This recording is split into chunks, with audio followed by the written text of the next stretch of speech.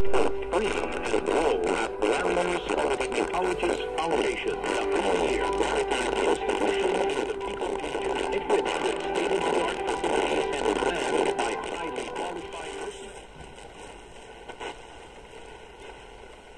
Dating Pangulong Rodrigo Duterte na bumalik sa Pilipinas sa lalong madaling panahon dahil sa kanyang katandaan. Ito ang ibinahagi ni Vice President Sara Duterte sa mga media nitong nakalipas na araw matapos ang halos 1 oras na pag-uusap sa Veritas,